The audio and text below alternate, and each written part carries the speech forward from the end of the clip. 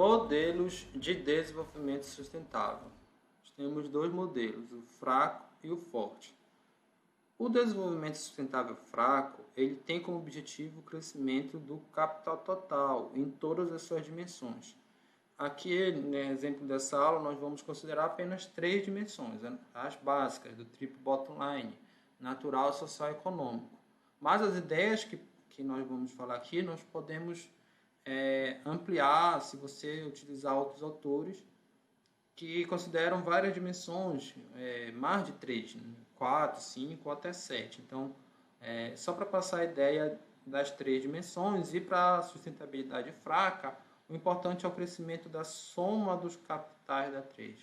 Então, você pode, por exemplo, reduzir o capital natural, reduzir o capital social, mas se o aumento no capital econômico for maior do que essas reduções e o capital total aumentar, então você teria o desenvolvimento sustentável para a corrente fraca. Na corrente forte, o objetivo é o crescimento dos três tipos de capitais.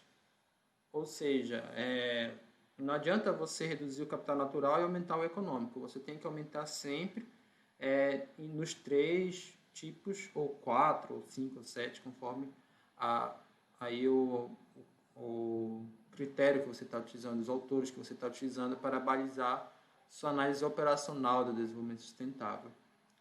Bom, essas correntes fraco e forte, elas ainda é um termo muito pouco utilizado no Brasil, mas no mundo se utiliza muito. Mas também se utilizam outros termos que significam a mesma coisa. Por exemplo, a economia ambiental, ela estaria para alguns autores, né? Isso não é um consenso também. Ela estaria mais do lado aqui do desenvolvimento sustentável fraco e a economia ecológica do desenvolvimento sustentável forte. Então você pode ver esses termos aí na literatura brasileira. Desenvolvimento sustentável fraco, ela acredita na recuperação integral do capital natural ou de qualquer tipo de capital. Exemplo, capital natural, uma floresta, ele vai ser utilizado como uma atividade madeireira para gerar um capital econômico, um benefício econômico. Para essa corrente, para a corrente fraca, o homem sempre vai conseguir uma forma, por exemplo, através de um plano de recuperação de área degradada, de recuperar completamente esse capital natural.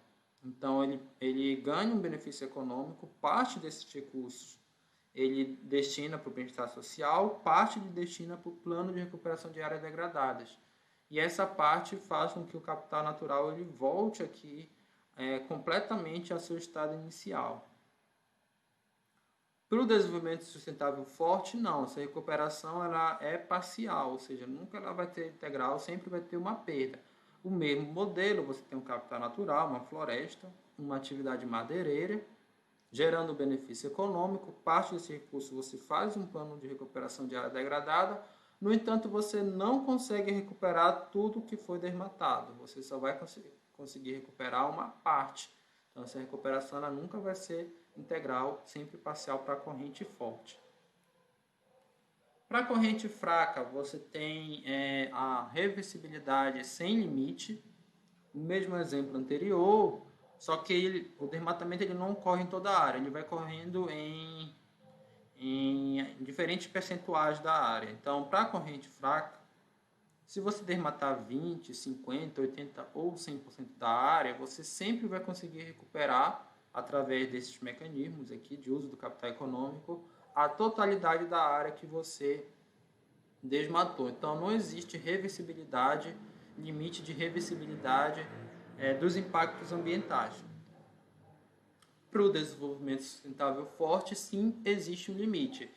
Então, se você desmatar 20%, você consegue recuperar. Se você desmatar 50%, você consegue recuperar. Mas se você desmatar 80%, aí você já entra no limite crítico do capital natural. Ou seja, a partir desse limite, você não vai mais conseguir recuperar a totalidade da área. Então, existem estudos, por exemplo, que indicam que se você desmatar mais de 40% da floresta amazônica, mecanismos de feedback vão fazer com que seja algo irreversível, ou seja, você não vai mais conseguir recuperar essa parte que você desmatou, a floresta que você desmatou, e toda a floresta vai entrar em um processo natural de savanização, que, portanto, todo o bioma, ou grande parte dele, vai ser perdido. Então, existe um limite a partir do qual é irrecuperável essa degradação ambiental. É irreversível. Isso é muito importante, por exemplo, em termos do direito ambiental. Ele acredita que quando os danos, os impactos ambientais negativos são irreversíveis, diante de uma incerteza científica, de um determinado empreendimento, o melhor é você adotar o princípio da precaução. Ou seja, não basta você ter certeza, mas também tem que ser danos que você não pode recuperar. Então, esse conceito ele é importante dentro da questão ambiental como um todo. O desenvolvimento sustentável fraco, ele acredita na ausência de materiais únicos. Então, vamos dar um exemplo. Os fios de cobre são usados para a transmissão de corrente elétrica. Mas se um dia o cobre acabar, um exemplo muito hipotético, tá? Você pode utilizar outro material, por exemplo, fios de zinco. E se o dia o zinco acabar, a corrente fraca ela vai acreditar que o homem sempre terá a capacidade de descobrir um novo elemento condutor de energia. Pode ser o fio de algum outro composto, orgânico ou metálico, enfim. Então, sempre vai ser um ciclo infinito. A tecnologia vai auxiliar para que nunca tenha materiais únicos. Para a corrente forte, esse ciclo vai acontecer, mas vai chegar um tempo que o homem não terá a capacidade de descobrir um novo elemento condutor de energia, ou tão bom quanto o cobre. Ou então, por exemplo, o zinco não é um condutor tão bom quanto o cobre. O homem pode até descobrir um condutor, mas ele não vai ser tão bom como os anteriores. Por isso existe um limite aí dos recursos naturais. Então, essa é a diferença entre as duas correntes. Para o desenvolvimento sustentável fraco, os indicadores eles podem ser baseados em uma única unidade, via regra, a unidade monetária. Se fala muito hoje em valoração econômica dos benefícios ambientais, o preço da floresta em pé. Então, a corrente do desenvolvimento sustentável fraco é justamente essa, ou da economia ambiental, que vai tentar atribuir a todos os bens naturais um valor econômico justamente para balizar critérios de relação custo-benefício, por exemplo, de você construir uma hidrelétrica, preservar uma floresta. E se você transforma tudo numa única variável, é mais fácil você fazer a análise de custo-benefício. Então, aqui o exemplo de uma Avadanca, um relatório de danos de inundação ocorrida no município de São João de Araguaia, no estado do Pará, em 15 de março de 2011. Então, você tem todo o Avadanca e enumera uma série de itens que são afetados. Então, residências, estradas, pontes, estabelecimento comercial, perda de comércio, tudo isso aqui são em unidades diferentes. Por exemplo, residências são 10 casas populares, estradas são em termos de quilômetros, unidades comerciais são unidades, um nível aqui de erosão, só que ele transforma todas essas unidades em unidade monetária através da variável prejuízo. Então, a ideia é estimar o prejuízo econômico dessa inundação aqui, transformando tudo isso aqui, que são medidas em unidades diferentes, em uma única unidade. Assim você pode comparar, por exemplo, uma inundação com a outra, ver qual foi a que teve o maior prejuízo econômico. Por exemplo, se duas inundações, uma tem impacto aqui dessas 5 aqui, desses 5 itens, e a outra tem impacto somente desses 5 itens. São unidades diferentes. Qual das duas teve impacto maior? Você vai transformar tudo em valor monetário e ver qual foi a que teve o maior prejuízo. Para a corrente da sustentabilidade forte, não se pode utilizar apenas uma única unidade. Os indicadores têm que ser baseados em várias unidades. Por exemplo, você até pode transformar alguns itens em unidade econômica, mas quando chegar na questão aqui de pessoas desalojadas, pessoas desabrigadas, desaparecidos e mortos, que são os danos humanos provocados por uma inundação, como é que você vai transformar uma pessoa em um valor monetário? Isso embarra em implicações éticas. Então, existe um limite ético para você transformar tudo em dinheiro. Nem tudo é dinheiro de acordo com essa corrente do desenvolvimento sustentável forte. Então, você tem que, por mais que seja complexo você lidar com várias unidades de análise, é melhor você fazer assim do que simplificar tudo quando para situações que são complexas, como a questão da sustentabilidade. O desenvolvimento sustentável fraco, ele deu uma resposta. Alguns autores argumentam que a lógica de mercado, ela de fato faz isso. Ela, por exemplo, atribui valor econômico às pessoas. Por mais que isso tenha uma implicação ética, se você pensar no mercado de seguros, isso é feito usualmente. Seria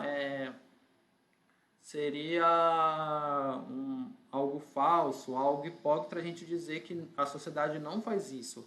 Então, por exemplo, as pessoas mais idosas, elas pagam muito mais caro nos planos de saúde.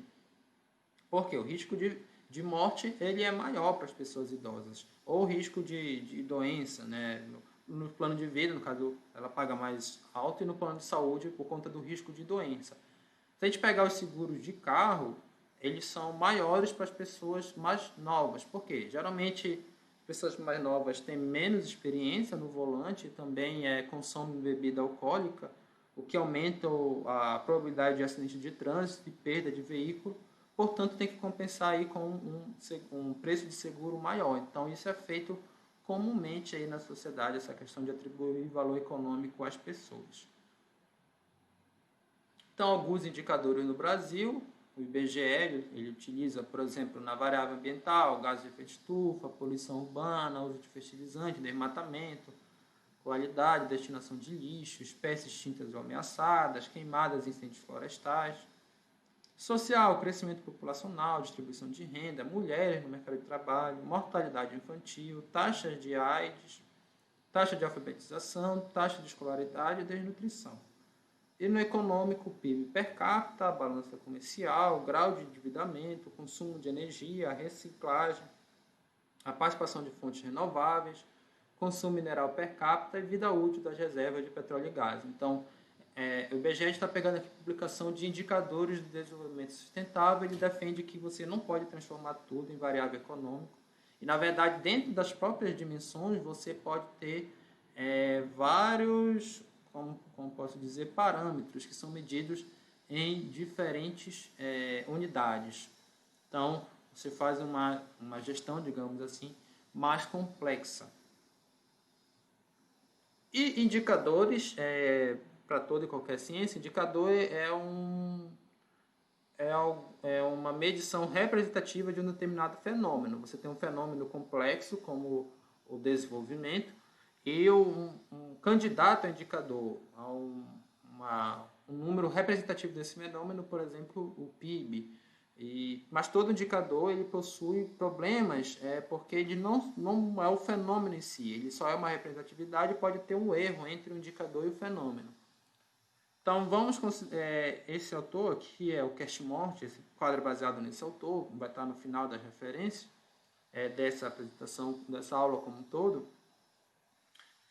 Vamos pegar uma problemática das mudanças climáticas, né, das emissões de gases de efeito estufa. Os autores fizeram uma comparação entre as emissões da Europa e da África para ver qual das duas regiões seria mais sustentável em termos de mudanças climáticas. Pegou uma amostra de 5 países da Europa e 5 países da África. O primeiro indicador utilizado foi o total de emissões. Quando se fez esse cálculo, a razão entre Europa e África foi de 21. Ou seja, os países europeus emitem 21 vezes mais gases de efeito estufa, medidos em CO2, do que os países africanos. Então, são menos sustentáveis. Quando você pega essas emissões e divide por quilômetro quadrado, como os países africanos, esses considerados aqui, têm uma área geográfica maior, isso fez com que a razão Europa, e África aumentasse, passasse a 35, ou seja, os países europeus emitem 35 vezes mais gases de efeito estufa por quilômetro quadrado do que os países africanos. Existe uma grande diferença, de 21 para 35. Mas se você pegar as emissões por habitantes, como os países europeus eles são mais populosos, essa razão aqui ela diminui. Ou seja, é 5 vezes maior, ainda é alto, mas, digamos assim, amenizou a diferença entre a Europa e a África. Em todas essas três, a Europa seria menos sustentável em termos de mudanças climáticas. Mas se você pegar a emissão de gases de efeito estufa dividido pelo PIB per capita, ou seja, uma variável econômica, e você fazer esses cálculos, como aqui os países europeus eles geram maior PIB, né, possuem maior PIB, quando você vê a razão, ela ficou 0,28, ou seja, abaixo de 1, indicando um indicador favorável à Europa. Por essa perspectiva, a Europa seria mais sustentável, justamente, ela emite mais gases de efeito estufa, porém ela produz mais riqueza. Então, lembra, o desenvolvimento sustentável ele vai olhar várias dimensões. Se você olhar, fazer uma balização da dimensão ambiental com a dimensão econômica, por esse indicador, você vai ter um indicador favorável à Europa, em contraste com esses outros indicadores que estavam favoráveis à África. E aqui uma síntese, um resumo dos modelos de desenvolvimento sustentável. O fraco, como nós falamos, ele visa o crescimento total do capital natural, social e econômico. Então, o importante é você crescer a totalidade, a soma desses capitais. A corrente forte ela visa o crescimento dos 3 tipos de capitais. Então, não é a soma, é a parcela individual de cada um. Para a corrente fraca, ela acredita na substituição perfeita entre os tipos de capitais, ou seja, não é problema você reduzir o capital natural se você aumenta a soma dos capitais, porque a qualquer momento você pode transformar o capital econômico, por exemplo, em natural. Lembre lá do plano de recuperação de áreas degradadas. Para a corrente fraca, você pode recuperar toda a área degradada. Ou seja, sempre está uma reversibilidade, não existe dano ambiental irreversível. Também não acredita acredita na ausência de recursos naturais únicos. Então, sempre você pode substituir um recurso natural por outro. Por isso, a escassez de recursos naturais não é um problema tão grande. E como você sempre vai poder transformar o capital natural em social, o econômico e natural e vice-versa, não é problema você utilizar uma única unidade, um único indicador via regra monetária para contabilizar cada tipo de capital. Inclusive, isso ajudaria os gestores de empresas e de governos a fazer uma operacionalização do desenvolvimento sustentável, já que você vai trabalhar tudo a partir de uma única unidade. Para a corrente forte, a substituição entre os tipos de capitais é parcial. Ou seja, se você diminuir o capital natural e você quiser utilizar o capital econômico para recuperar, você pode até recuperar uma parte, mas nunca vai recuperar tudo. Justamente porque existem limites ambientais, ou capital crítico, de reversibilidade. Ou seja, se você desmata a partir, por exemplo, desmatamento, ou podia ser a poluição, se você gera uma degradação ambiental a partir de um certo patamar, não tem como você recuperar essa degradação de forma completa utilizando recursos econômicos. Você tem também os recursos naturais, as funções ecológicas que são insubstituíveis. Ou seja, além de recursos naturais únicos, também existem as funções ecológicas. Imagina a função de um gene que possa ter a cura do câncer. Um determinado micro-organismo que é endógeno, existe só em um lago na Amazônia, por exemplo, que tem uma alta biodiversidade. Se você vai e degrada esse lago, assorreia esse lago, esse micro-organismo morre, não existe mais no globo, você pode estar perdendo aí uma função ecológica desse micro-organismo para a própria espécie humana, que seria uma possível cura do câncer. Portanto, os indicadores não podem ser baseados unicamente na variável dinheiro. Você precisa incluir várias unidades, como nós falamos lá da publicação do IBGE. Então, você tem que incluir unidades físicas, monetárias, sim, quantitativas e qualitativas também. Então, essa é a principal diferença entre os dois modelos de desenvolvimento sustentável. Temas importantes sobre sustentabilidade. Visões das correntes fraca e forte. Então, o desenvolvimento sustentável ele possui, digamos assim, duas correntes. Uma é a fraca, ou pode ser a economia ambiental também, se usa esse termo, e a forte, né? Se usa o termo economia ecológica, embora possa ter outra conotação. Aqui é mais frouxo em relação à questão ambiental e aqui é mais rígido. Então vamos lá. O primeiro tema, a superpopulação humana. A sustentabilidade fraca considera que a população humana não está crescendo de forma exponencial, mas sim logarítmica, de modo que a partir de um certo grau de desenvolvimento, as taxas de crescimento reduzem. Então você tem aqui essa diferença entre um crescimento exponencial e um crescimento logarítmico. Matematicamente é muito diferente. O crescimento exponencial você tem taxas constantes, taxas crescentes constantes. O logaritmo, as taxas podem até crescer no início, mas depois elas diminuem e o crescimento ele ameniza. Então, se lá as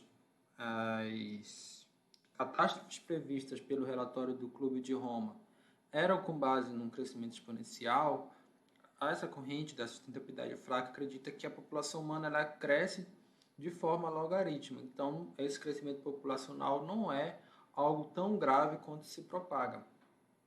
E, na verdade, problemas como a fome e a pobreza não são consequência da superpopulação, mas sim da ausência de políticas públicas adequadas para tratar desses problemas. Você tem a questão, por exemplo, do grande desperdício de alimentos no mundo. Se você conseguisse desperdiçar menos alimentos no mundo, teria alimento suficiente para você acabar com a fome. Então, você está passando vista grossa para o real problema, quando você fala que o problema é um, mas na verdade é outro. A sustentabilidade forte, ela sim acredita que a população humana cresce de forma exponencial e que ela é induzida por processos de feedback positivos. Ou seja, as pessoas, à medida que forem tendo mais filhos, essas pessoas forem sobrevivendo em função do avanço da medicina, ou seja, a taxa de natalidade ela é maior do que a taxa de mortalidade, você tem essa questão da superpopulação. Seus impactos, o impacto desse crescimento exponencial da população pode ocorrer de forma inesperada, mesmo com o avanço tecnológico. Se você tem um maior número de pessoas idosas, quando acontece algo como esse novo coronavírus, que nós estamos vivenciando, esse vídeo aqui do dia 28 de abril de 2020, justamente o dia que o Brasil registrou o maior número de mortes por coronavírus, os impactos, morte de pessoas, ocorrem de forma inesperada porque você tem um maior número de pessoas vulneráveis a essa doença.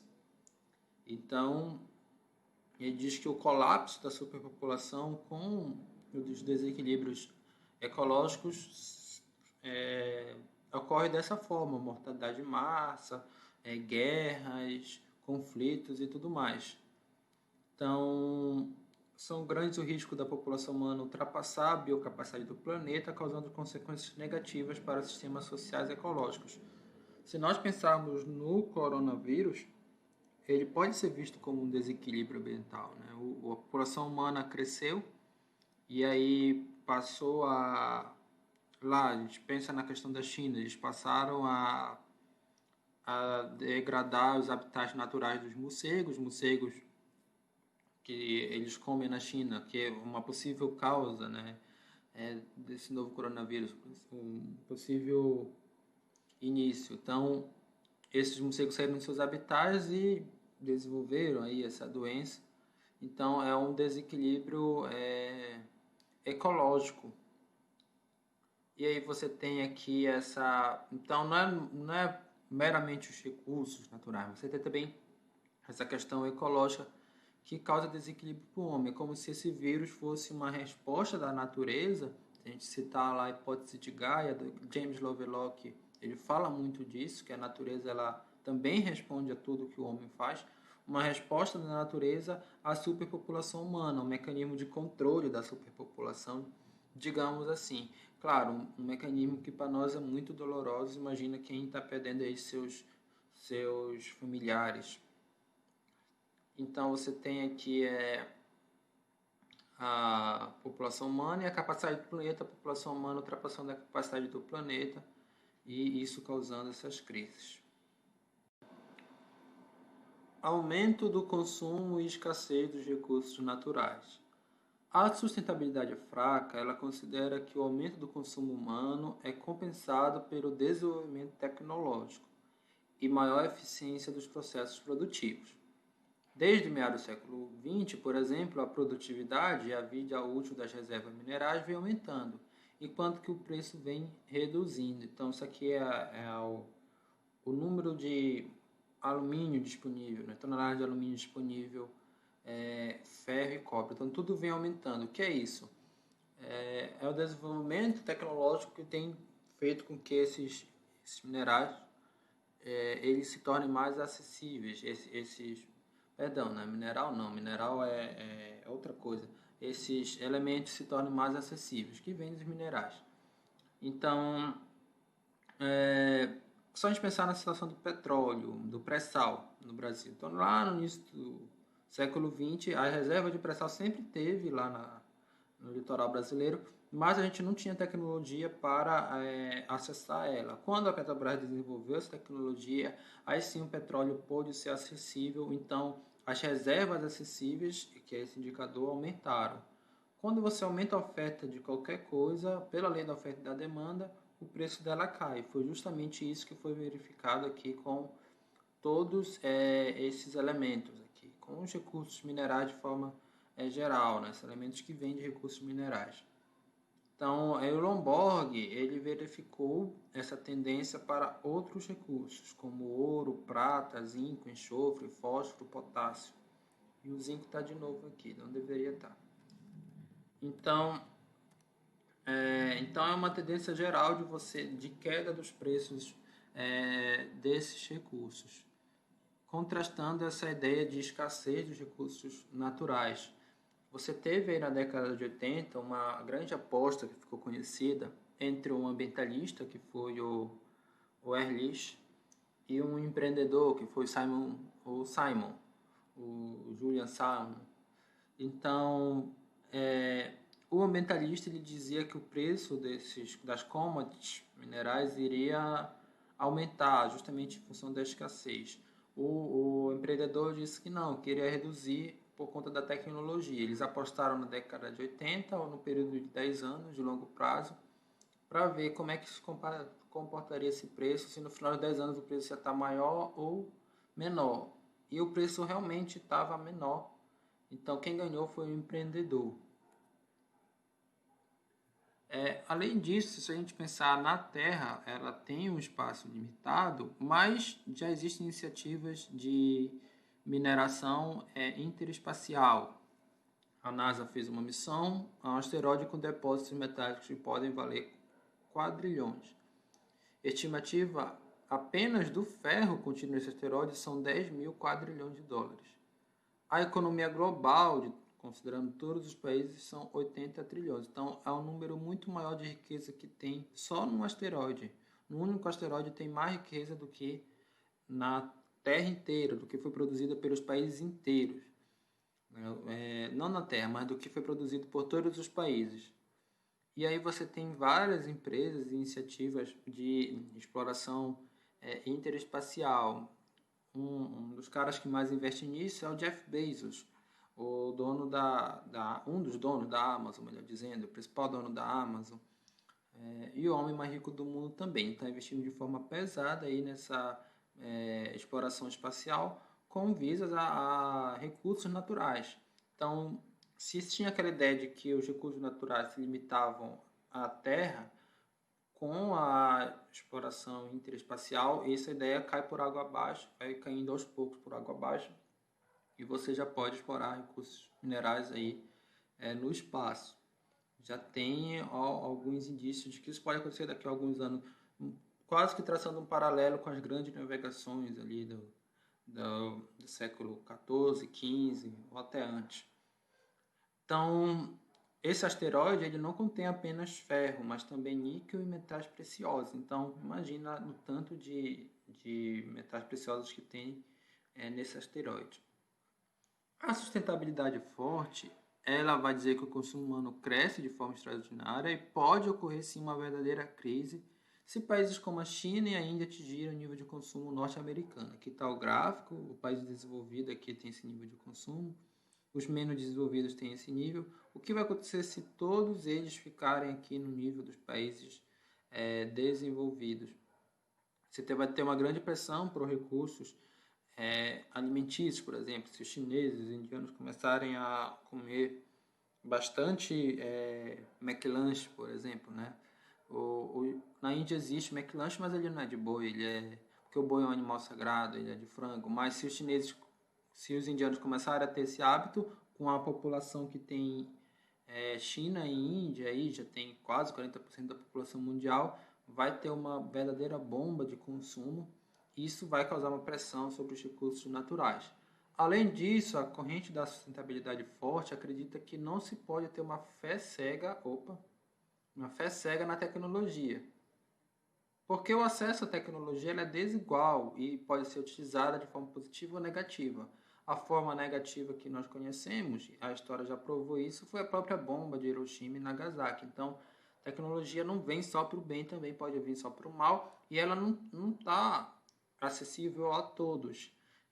Para vocês terem uma ideia, nos países desenvolvidos, na alfabetização das crianças já se inclui a programação, ou seja, as crianças desse país já estão aprendendo a programar softwares e computador e entrar de forma forte na era digital. E é uma realidade muito distante do Brasil, em que nossa alfabetização aqui ainda carece dos elementos básicos mesmo da nossa própria língua portuguesa e de matérias como já o resto da educação básica, né, com matérias como a matemática.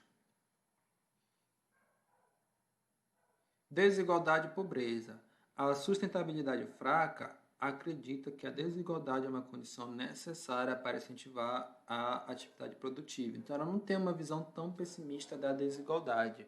É aquela história, né? Se você é pobre e vê uma pessoa rica, ao invés de você ficar com inveja e se achar uma vítima da sociedade, digamos assim, você poderia ter aquele certa chamada inveja branca, ver essa pessoa e ver o porquê ela chegou a essa condição ou seus familiares e tentar também chegar a essa pessoa. Seria um estímulo, né?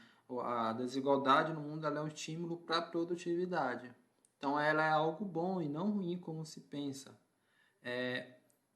E mesmo se fosse algo ruim, digamos assim, porque pode ter consequências como violência e tudo mais, a gente está falando aqui de corrente da sustentabilidade fraca, então tem vários autores, alguns argumentam que a desigualdade não é algo ruim, e mesmo aqueles que argumentam que a desigualdade é algo ruim, mas estão dentro dessa escola da sustentabilidade fraca, eles consideram que não há esse aumento todo da desigualdade se a gente levar em conta as taxas cambiais, ou seja, a diferença do valor da moeda nos países e do poder de compra do consumidor. Então, os países que têm uma taxa cambial maior, né, uma moeda mais valorizada, a tendência é que os produtos e serviços também sejam nas mesmas proporções dessa taxa cambial, seja mais caros também. É claro, desconsiderando a questão dos impostos. Então, se a gente levar em conta taxas cambiais e poder de compra do consumidor, a desigualdade de renda ela estaria reduzindo e não aumentando no mundo. A pobreza absoluta, que é outra questão, pobreza diferente de desigualdade, você pode ter uma sociedade em que todos sejam igualmente pobres, ou seja, as pessoas têm uma renda abaixo da linha da pobreza, mas a grande maioria das pessoas tem essa renda. Então, o índice de Gini, o medidor de desigualdade, seria o índice baixo, né? Uma baixa desigualdade porque boa parte da população é pobre. Então, são coisas diferentes. e a pobreza absoluta estaria reduzindo concomitantemente com o aumento da expectativa de vida. Isso aqui mostra nesse gráfico aqui, aumento da expectativa de vida, redução da pobreza absoluta. Se nós pensarmos na pobreza multidimensional, que inclui acesso à saúde, educação e tecnologia, os dados, eles não dá para se dizer que os dados são os ideais, que a gente já tem uma total... o ideal seria que não existisse pobreza absoluta, mas no caso da pobreza multidimensional, a gente tem melhoras, olha.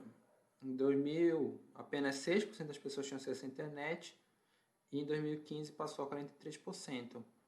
Então, acesso à água potável também vem aumentando no mundo. Então, tem várias razões para dizer que o capitalismo, com o seu viés produtivista, o seu foco no produto interno bruto, trouxe uma melhoria aí da pobreza ao nível global. Para a sustentabilidade forte, a história não é bem essa. Na verdade, a desigualdade está aumentando. Olha lá. As 62 pessoas mais ricas do mundo acumulam uma riqueza equivalente à soma de 3,5 bilhões de pessoas no mundo, praticamente metade no mundo. Então, esse gráfico ele justamente compara a riqueza dessas 62 pessoas mais ricas com o patrimônio dessas 50% da população mais pobre. Então, você teve aqui a crise de 2008, caiu, né, a riqueza de ambos, mas aqui, a partir de 2009, começou a crescer de forma acentuada a riqueza desse grupo seleto de pessoas, né? Só imagina, né? Não chega nem a 100 pessoas.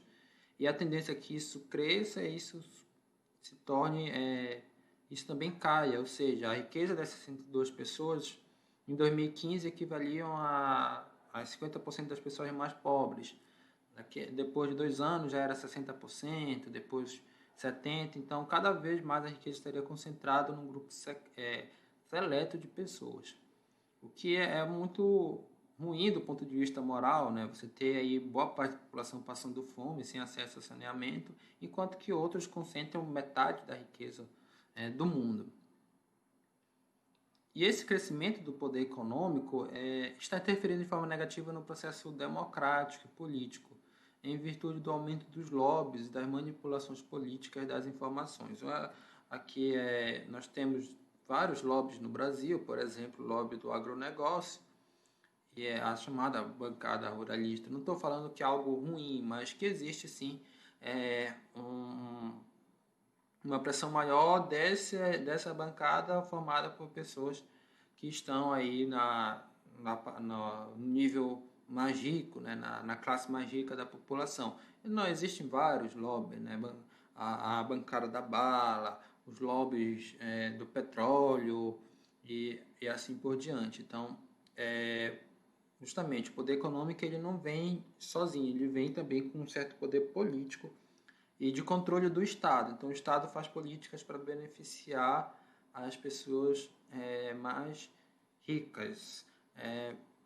Então, você tem aqui também a questão aí dos investimentos, né? Grandes investidores que manipulam o mercado para ter benefícios próprios. Então, todas as questões éticas que perpassam pela questão das pessoas mais ricas na sociedade.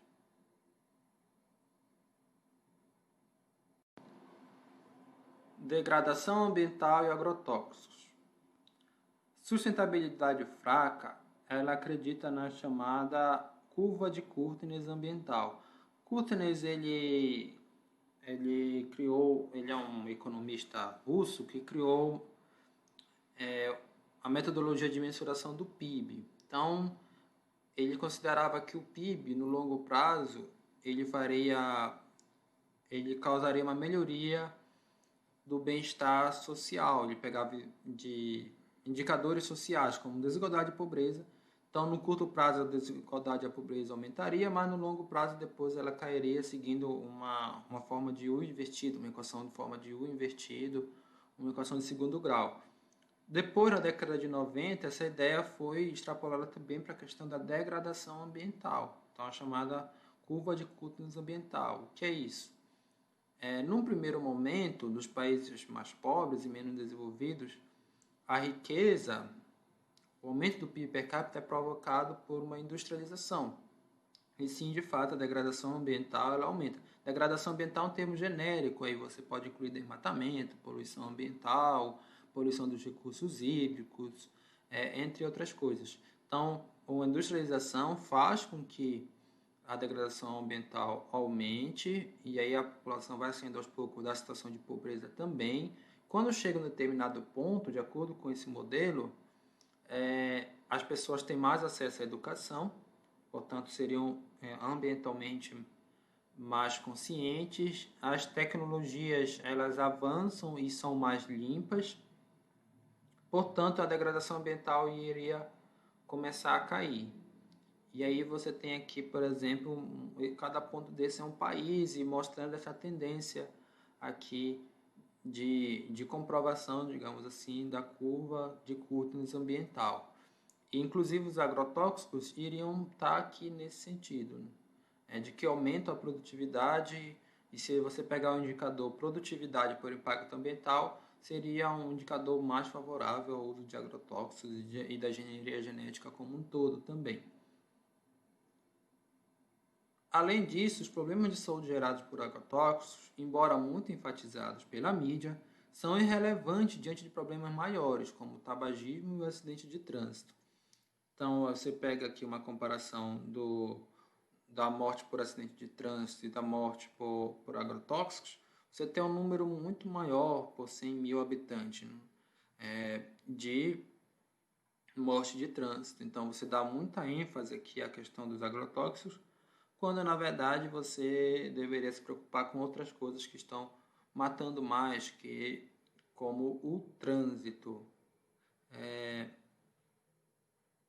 A ambientalista não leva em conta os benefícios causados pelo uso de agrotóxicos, o aumento da produtividade e redução do preço dos alimentos. Os produtos químicos desenvolvidos pelo homem não são mais letais do que os já existentes na natureza.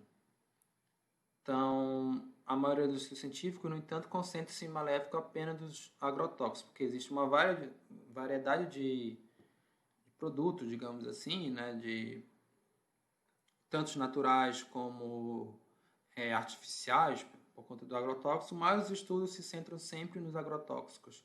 E tem casos até de alimentos considerados saudáveis, mas que em excesso podem causar mal aqui.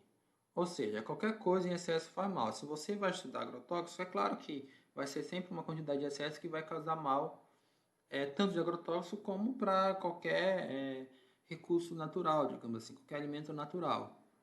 E o agrotóxico pode não solucionar, mas contribuir para resolver o problema da fome no mundo, à medida que aumenta a produtividade. Sustentabilidade forte, o que é que ela diz? Ela começa logo refutando ou tentando refutar essa questão da curva de Curtins ambiental, dizendo que ela não é válida para todas as regiões,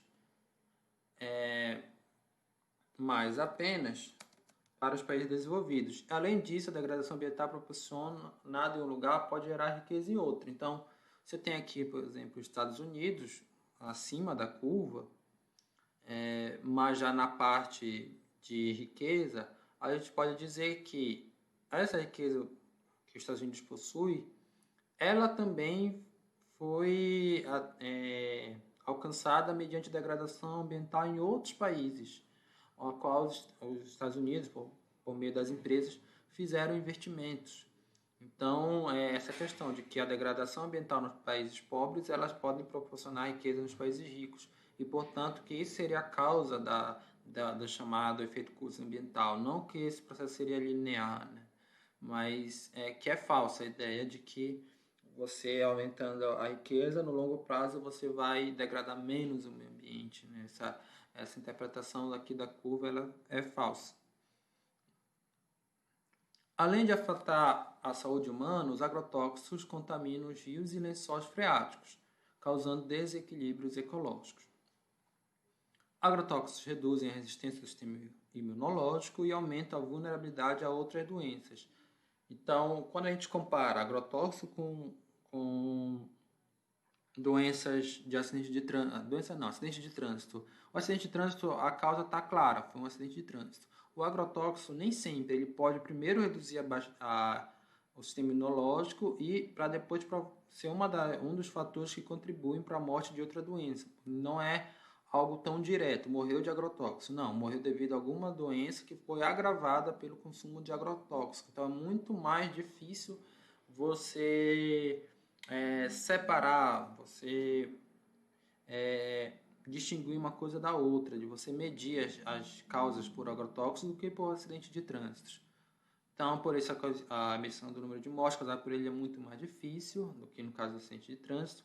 E aí, desde 1968, nós tivemos uma publicação de grande impacto, que foi a Primavera Silenciosa, de Raquel Carson. Então, a Primavera era silenciosa justamente por não ter mais o canto dos pássaros, que estavam no topo da cadeia alimentar e já haviam consumido um número em excesso de agrotóxicos e já estavam morrendo. Então, DDT, Adrim, Dedrim, entre outros agrotóxicos, causaram a morte de pássaros aí, como relatado pela Raquel Carson. Então, não é algo tão bom quanto se prega os agrotóxicos para a corrente da sustentabilidade forte. Além disso, há poucos estudos que avaliam efeitos sinérgicos de diferentes agrotóxicos, e aí a gente está falando de sinergia.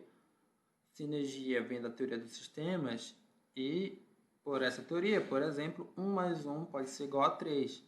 Não pense que é loucura, mas imagina, um agrotóxico não causa impacto nenhum na tua saúde, digamos. Outros agrotóxicos não causam também impacto nenhum. Mas se você consumir os dois, aí sim você tem um impacto. Então, isso que é efeito sinérgico. Então, não tem como, tem poucos estudos que avaliam esses efeitos sinérgicos. O uso indiscriminado leva à proliferação de superpragas pela combinação de agrotóxico mais transgênero. Então, como é que isso acontece? Você tem aqui o controle de espécies invadidas através dos transgêneros. Você faz transgêneros mais resistentes e usa agrotóxicos para combater as espécies invasivas. Só que aí você tem um resultado, só que pela lei lá do Darwin, seleção natural, voltam aquelas pragas que resistiram. Então volta a pragas mais resistentes.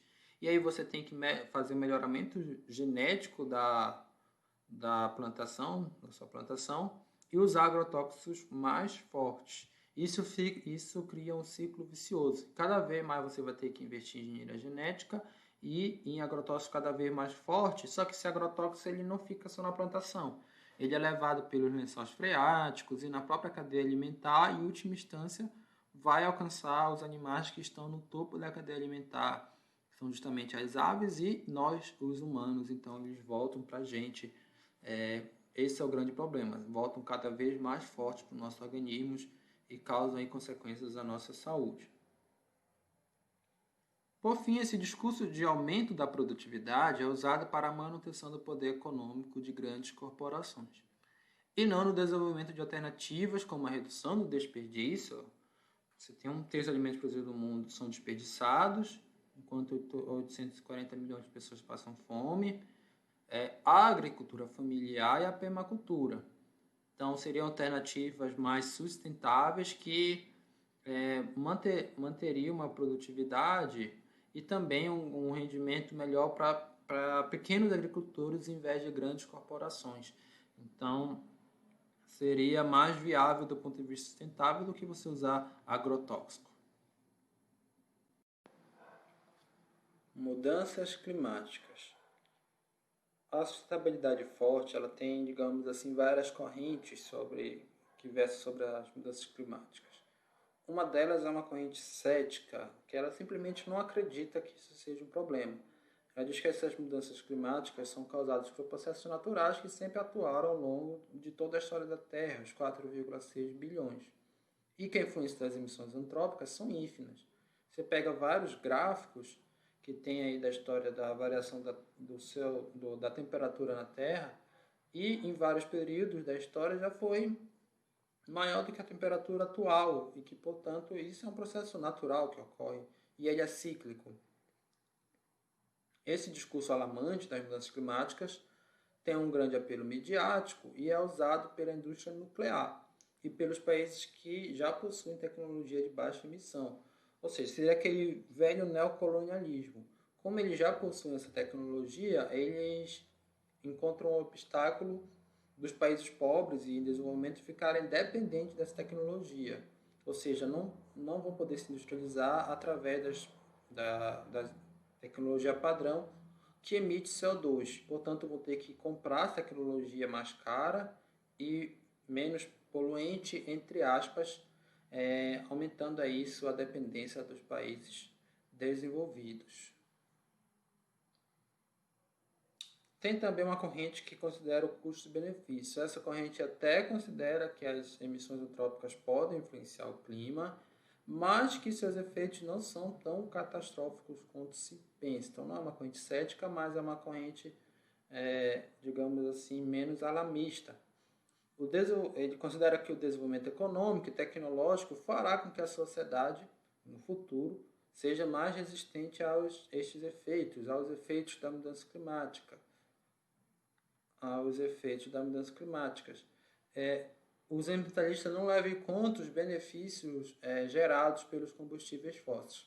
Então você pega aqui a ideia do pré-sal, ele gerou aí bastante receitas com os royalties, e a ideia inicial era que essa receita fosse utilizada em programas de reflorestamento ou fiscalização do desmatamento na Amazônia. Se por um lado o país, pensando na perspectiva do país, ele emite CO2, ou seja, contribui com as mudanças climáticas, por outro, ele reflorestando, ele consegue captar mais CO2 da atmosfera e reduzir a emissão líquida de CO2.